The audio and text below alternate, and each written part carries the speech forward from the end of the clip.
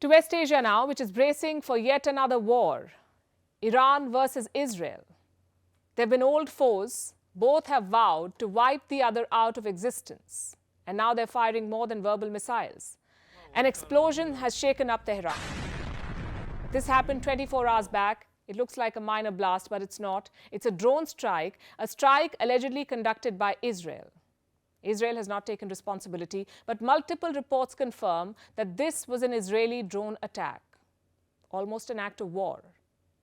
You fly a drone behind enemy lines, and that too with the intent to strike. This qualifies as an act of war. No lives were lost in the explosion. The casualty was the oil market. Prices of Brent shot up earlier today. The flare-up comes at a complicated time for Iran and for Israel. Iran has been dealing with domestic protests and a nuclear deal that is stuck. Israel is exchanging fire with Hamas and has suffered an attack on a synagogue just a couple of days back. So what explains this latest escalation? On Vantage tonight, we'll bring you the backstory to connect the dots. Let's go back to that video from Iran first, the explosion. It happened in the city of Isfahan. It is located in central Iran. It's the third largest city in the country. The explosion happened on the top of a building. It is believed to be a munitions factory, and it's right next to a site that belongs to Iran's Space Research Center. The US has sanctioned this research center. America says the center is involved in Iran's ballistic missile program. So the site of the explosion was a sensitive one, and the plan was ambitious. Israel is said to have sent 3 quadcopters to target this factory. A quadcopter is basically a type of a combat drone. 3 of these flew into Isfahan. 1 was shot down by Iran's air defenses. The other 2 exploded above the factory.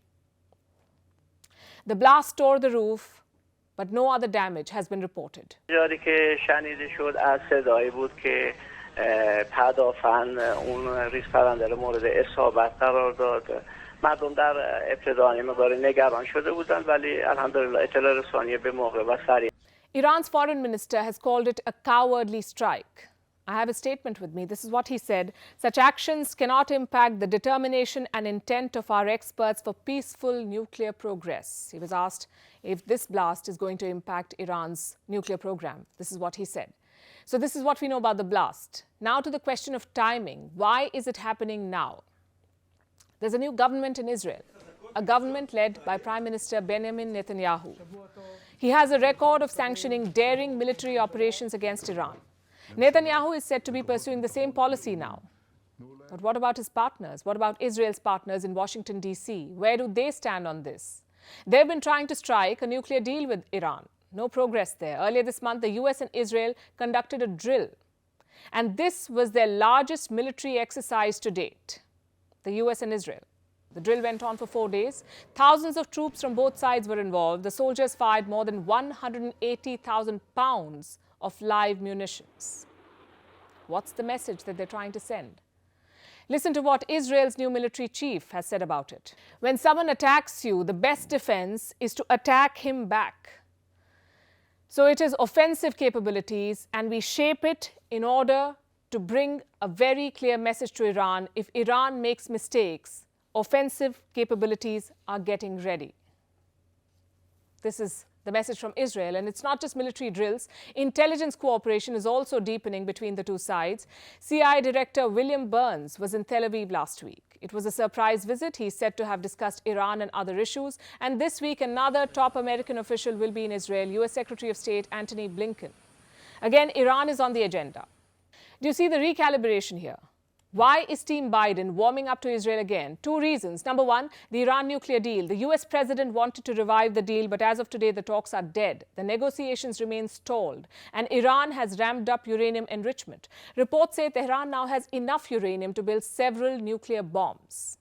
So the US is back to playing war games with Israel to build pressure on Iran. Reason number 2, Iran's deepening ties with Russia.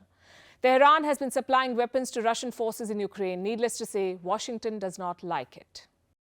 With respect to economic pressure, for deciding to go down a road where their weapons are being used to kill civilians in Ukraine and to try to plunge cities into cold and darkness, which, from our point of view, puts Iran in a place where it could potentially be contributing to widespread war crimes. New flashpoints are emerging in West Asia. The actions of Israel and America are raising the risk of conflict. Already tensions are rising between Iran and Azerbaijan. They're neighbors, and they don't get along well. Last Friday, the Azerbaijan embassy in Tehran was attacked. A gunman stormed the diplomatic mission. He killed the security chief and wounded 2 others. Apparently, Baku had issued repeated warnings to Tehran. It said the embassy was at risk. Yet the attack happened, and now the mission has been closed.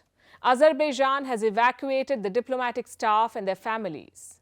It is calling this a terrorist attack. As a ministry, we demand from the Iranian side to bring the perpetrators of this terrorist act into justice as soon as possible, since Iran, as a side who accept the embassies, has an obligation, according to the Vienna Convention on Diplomatic Relations, to secure and to provide the safety of the embassies. And the embassy security obligation is directly lies on Iranian shoulders. Tehran says the attacker was driven by personal motives. Baku says this claim is absurd. Iran says the attack will not hurt relations, but it's clear that Azerbaijan has been moving closer to Israel.